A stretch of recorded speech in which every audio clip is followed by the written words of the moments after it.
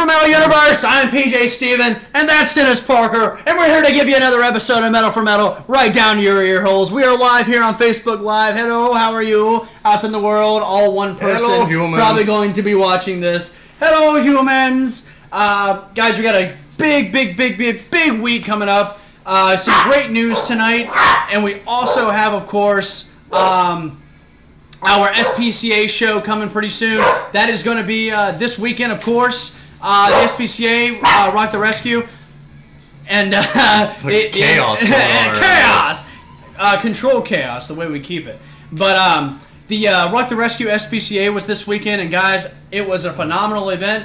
Of course, you'll see some of the shots from the Gutter Saints, the Monsters from Outer Space on there. Energy played as well. They've been on the show. But guys, like I said, it was over 40 bands, 13 venues, and we're going to get that number of how much money we actually raised, and we're going to get that on the website as soon as possible. But damn, is it not a great event. Going to touch on a little bit on the Metal Hammered stuff that we got going on. It is confirmed that Hybrid Mutants will be on the show. Hybrid Mutants will be on the Metal4Metal show. August 25th, that's going to be a hell of a show, because these guys have been around since 1984, and it's going to be a hell of an episode of Metal Hammered. We're actually really excited for it. Also, guys, September 4th, Alert the Media is going to be on the show, and that's something we're really looking forward to. Alert the Media is a punk band that also participated in Rock the Rescue, and they also, it's September 11th, we're also going to start doing, Dirtpot is going to be on the show, and that's going to be fantastic as well. Dirtpot's another up-and-coming band. It's only been around for about 3 months now, and so far, they are killing it. So, yeah. I haven't heard them yet, but Alert the Media was fucking awesome. Alert the Media is great. Oh, yeah. Hubris is also, we're in talks with them to be on the show, and pretty soon we're going to be talking to Voorhees, will be on the show later on as well. Voorhees is a band that Todd Brown has formed, who's one of the guitarists from Hybrid Mutants, and I think he'll be here August 25th for the interview as well. And how could I forget? August 28th, Glam Nation is going to be on the show right before their big show at the Windjammer September 2nd. So Metal Hammer is going to be a hell of an event, and we cannot wait to have all these bands up there. Well, of course, we got openings for October, November, and of course December. So message me on Facebook if you guys have a local band that you guys would like to get on Metal Hammer. We'd love to feature you guys. We love putting out local music, and we love our fans. So thank you guys so much from all of us here at Metal4Metal. We're going to jump right into the news here. Right before we get to that, the new copy of Heavy Metal is out. It is a comic book / magazine that you can get at your local comic book store.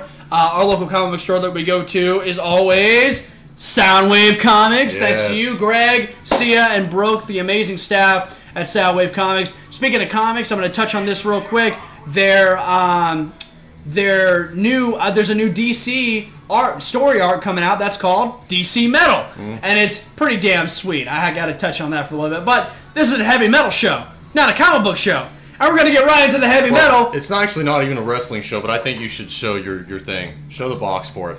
Show the thing. Show the box for the thing. I saw your thing on your thing. All right, so my birthday. Yeah, it was his birthday thing. Was this past week. And, got it at Soundwave. Yeah, and I got this from Soundwave Comics. My girlfriend actually got it for me. It is the Macho Man Randy Savage. It's a statue, and it's pretty tits.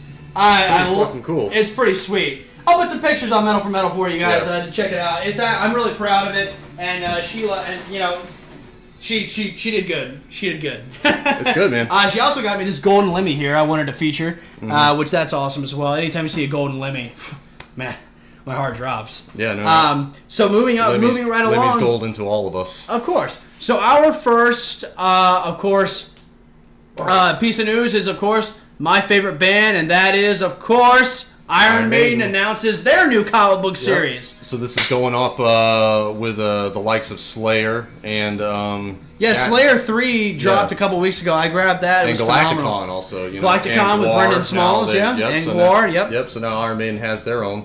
It's going to be a 5-part comic book series. It's going to be released on Metal Blade Publishing, and issue 1 is due October the 11th, 2017, and it will roll on. The last issue coming out February 14th, 2018. So it's going to be really cool, man. I mean, right now we got the. I'll put it up right here. Right now, you can see it looks like it's going to be the first cover art for the first issue, and it looks fucking awesome. Yeah, Legacy of the Beast is going to be basically about Eddie has lost his powers and he needs to go through the different points of time that Iron Maiden writes about and sings about, and has to go get his powers back. Right. So that's pretty cool. It's based on the video game, right? Yeah, it's based on the video game that they did, which is obvious. I mean, it's pretty sweet. I can't wait to read it. Me being a comic book fan, just connecting the two, Iron Maiden and, of course, comic books, I'm losing my mind over it. I'm very excited about it. I haven't even played the game yet. But the game was alright. It was a game. Yeah, it was a game. It was a mobile game, right? So it was a mobile game. Yeah, so, well, there we go. Yeah. So I guess moving right along. As good as it could have been, right? Yes, sir. Moving right along to some Motorhead news. Well, specifically Phil Campbell and one of the bands and the Bastard Sons. Right. It's actually his Bastard Sons. It is his Bastard Sons, and they're going to start a new album, which is pretty sick. The single to it is really awesome. Yeah, we listened to the single earlier today, and they got plans to tour with Airborne on a UK tour in November. Who Airborne? If you haven't heard of them, they're really an awesome United Kingdom band. Yeah, and also they used to be known as Phil Campbell's All-Star Band. Right. Right, and then they just recently changed their name to Phil Campbell and the Bastard Sons. And, of course, they're not coming anywhere in America, at least not right now. But no, they're just doing, they're touring UK all over the right UK. Now. Yeah, so, yeah, they're good. I dig them. They are really good. It's Phil Campbell. To me, he's done no wrong. Every note that he hits on every Motorhead album is perfection. It does sound very... It's not exactly Motorhead, but I noticed that the solo sounded very... Oh, sure. Very Motorhead-esque, you know, if you will. I think it's going to be a really good project. I think Phil Campbell is like I said, a hell of a guitar player. And I think it's just going to kick as much ass as almost every Motorhead album. I mean, I can't wait to hear it. I think that it's always good to see an artist move on, you know, with the unfortunate death of Lemmy, but you don't want to see Phil Campbell...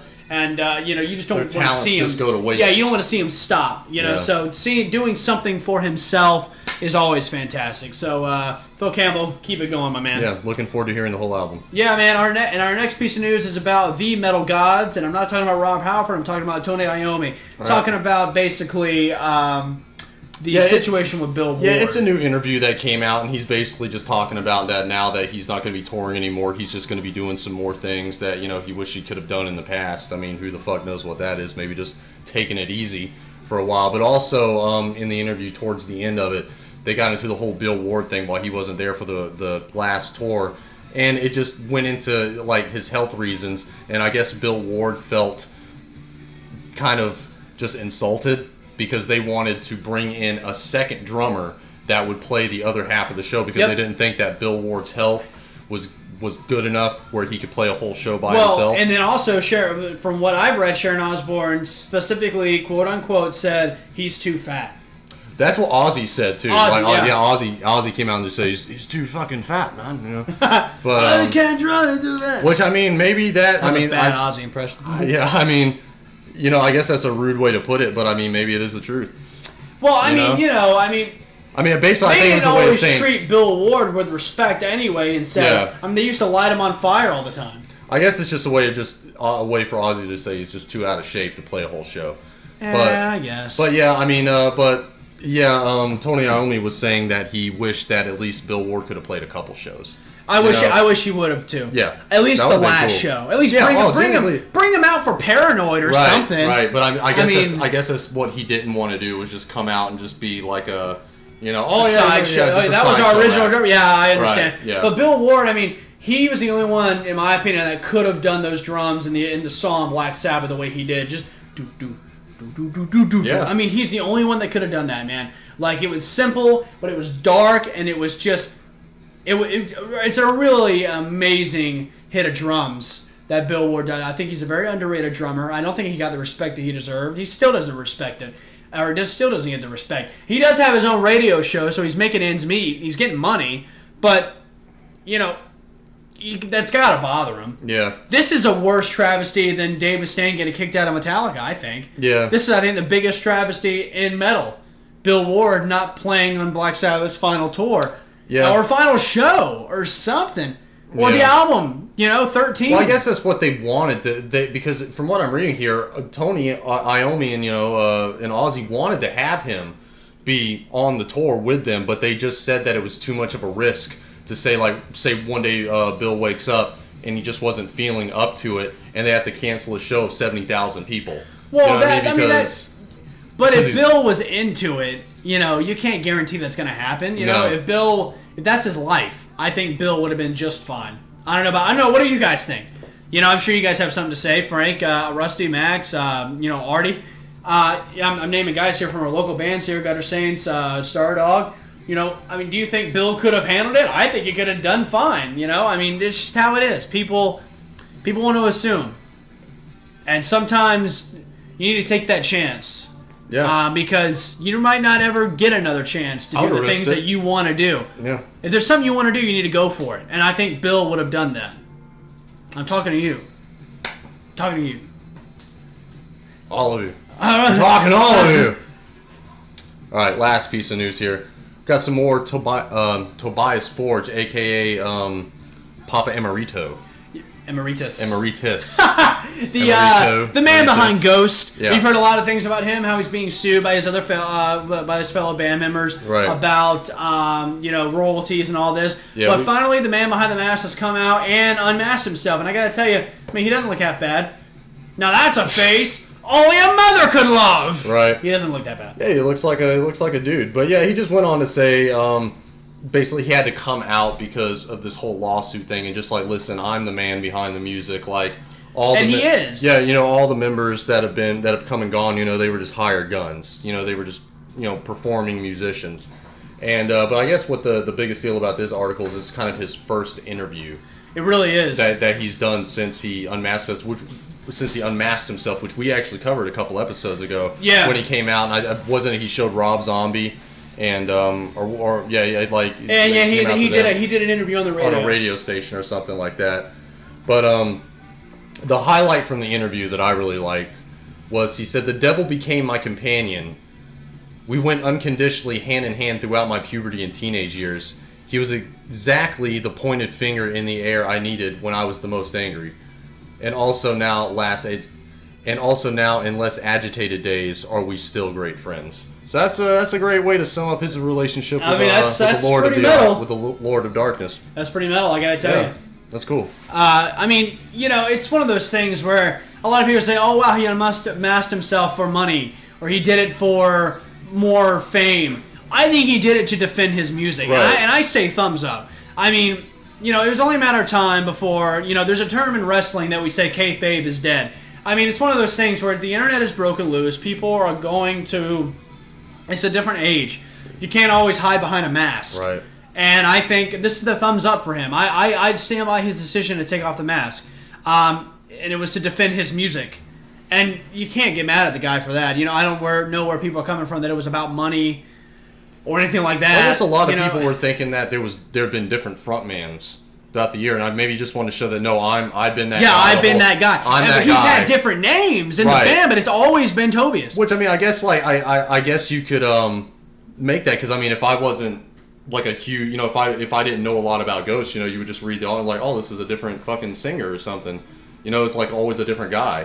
But I guess maybe this is a way of just coming out like, no, listen, like, this has just been me the whole fucking time. Well, what I've also heard is that he's a really easygoing guy to work with, but he's just got he's had a couple of people in the band that thought that they they contributed and deserved money. Right. And at the end of the day, no, it's his band. You know, I mean, if you didn't, you obviously didn't contribute enough. I mean, that's just how it goes. Yeah. I mean, they're writing. He's writing new music now. He should drop a new album, I think, by fall, by the end of fall or towards the winter, I believe.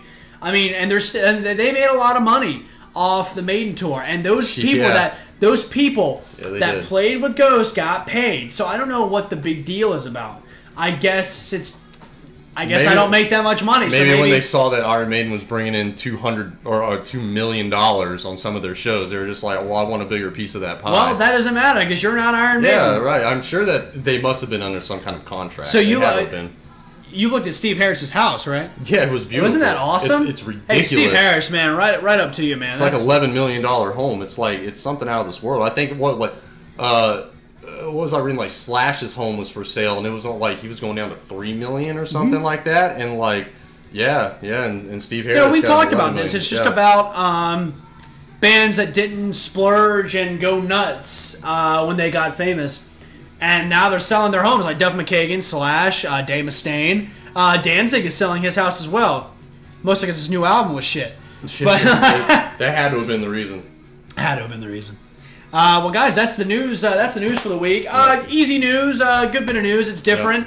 Not always, I mean, there's some other things we could have talked about, like Gene Simmons still being a fucking dick. Gene Simmons saying, "I don't regret trying to trademark the horns." What were you saying? He trademarked the dollar sign? Or what, like in the cartoons when like a bank robber would rob a bank and he would just steal the money bag and it would have like the money S sign on it. Like he trademarked that. Like I mean, yeah, that's right. Yeah, like and it's like why? Like he trademarked a bunch of other silly things too, but. And I mean, there's that. Mastodon is dropping a new album here pretty soon. I mean, it's all good stuff. What was the band? What was the single you were listening to? Oh, Through the Eyes of the Dead. Through the Eyes of the Dead, yeah. Yeah, they haven't had an album out in 8 years. Death metal? Black metal? It's kind of metalcore, modern metalcore. But man, they're new single we were listening to, really good stuff. So I mean, all the news that we put out is not all the news, just the news that we care about and we think that you guys care about. It's the big stuff. It's the highlights. Yeah. And moving right along to this highlight, guys, I just want to go over real quick. I'm sure you guys might have seen the picture on Metal4Metal on Facebook. We are getting some professional-made T-shirts, so we're no longer going to have to do the spray paint. Although the spray paint ones are still $5. They're made right here in the studio, and our stickers are $2. However, these shirts that are being made are going to be $15 a piece. Did you go up $1 on the stickers? Are we going up to $2? Oh, maybe it was $1. I'm sorry. Stickers are $1. I'm sorry. I'm not trying to chew anybody. I'm not trying to.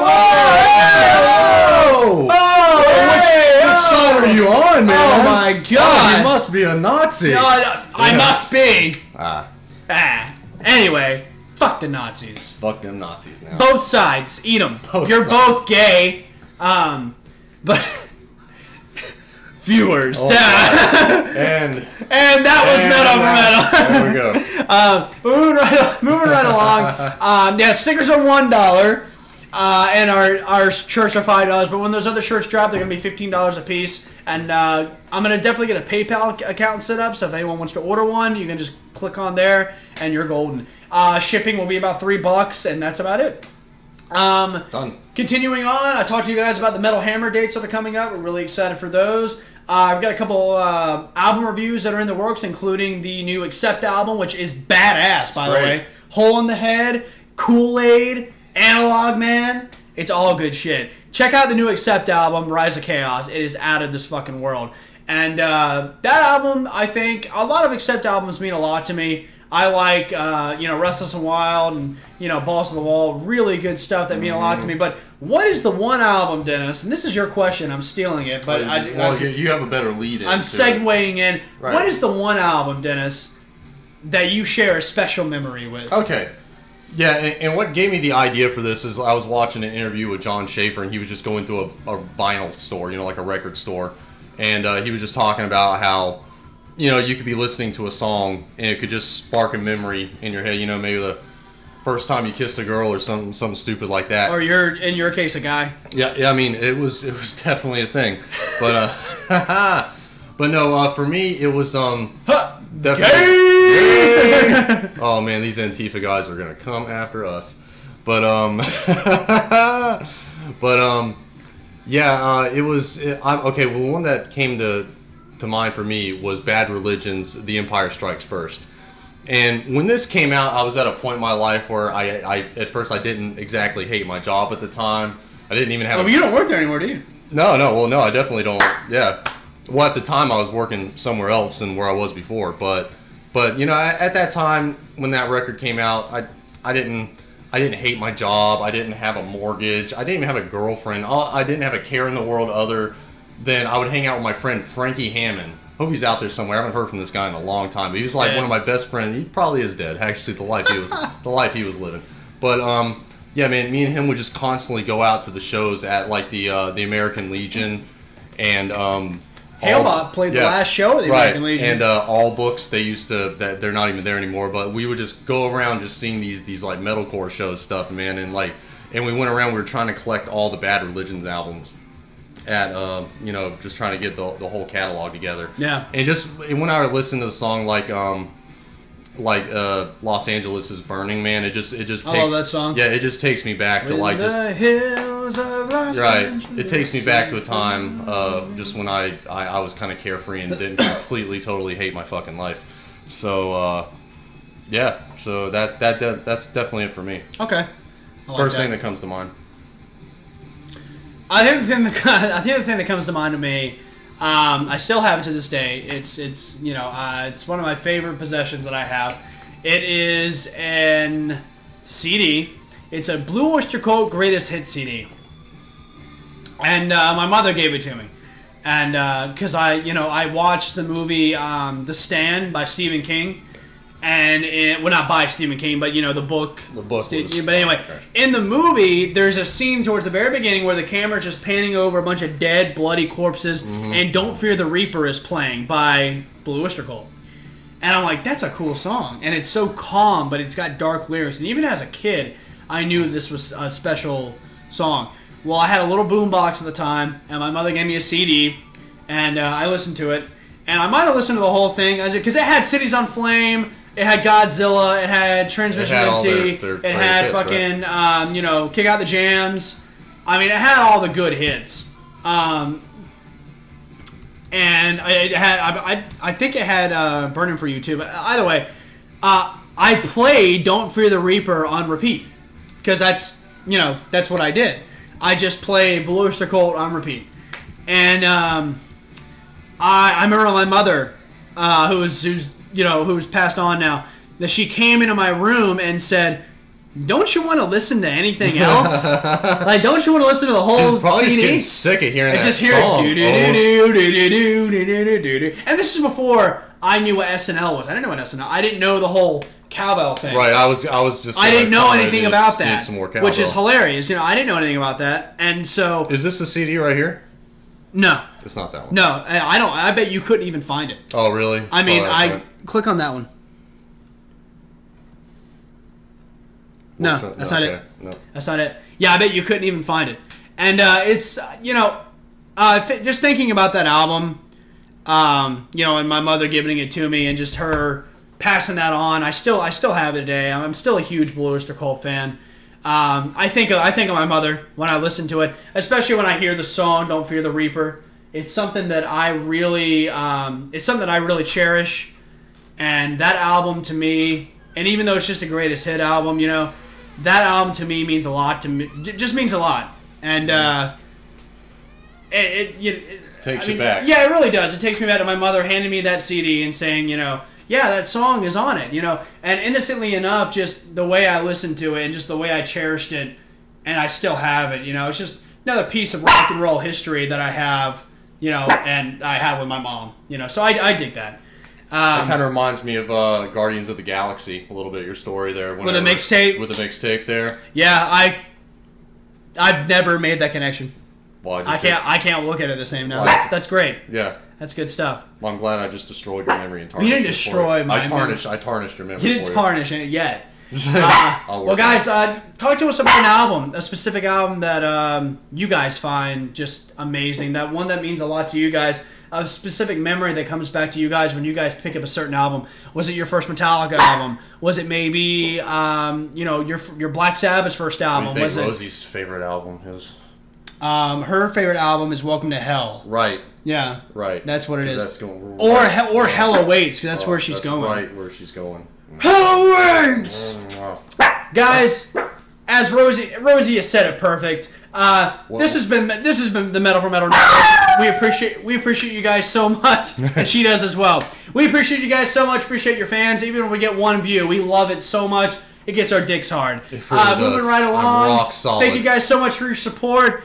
And don't forget to tune in because we got some live stuff coming on too. This will already been passed, but you'll see some live stuff from the Gutter Saints show, the Monsters from Outer Space show. Don't forget to check out all those clips from the Rock the Rescue for the SPCA. We love animals more than people, and you should too. Right. People suck. Animals are awesome. Animals are awesome. Metal! Yep. So moving right along, guys, I'm PJ Steven. That's Dennis Parker. This has been Metal4Metal. Thank you guys so much for joining us, and thank you, Facebook Live.